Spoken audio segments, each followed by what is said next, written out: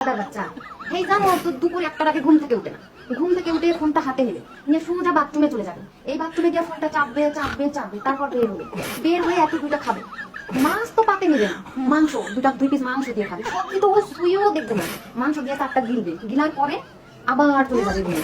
রুমে গিয়ে ফ্যানটাও ঘুরবে, লাইটটাও জ্বলবে, সেও চলবে, গুজুর গুজুর ফুচুর ফুচুর চলতে থাকবে।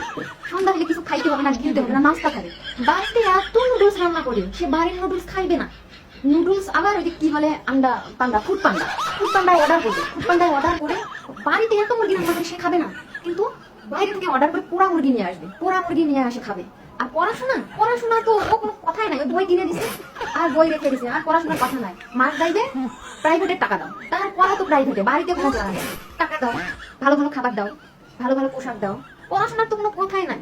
আর আসার আসারও তাকে একটা কথা বলে শান্তি থাকবো, দুইটা কথা মনে করতে বলবে।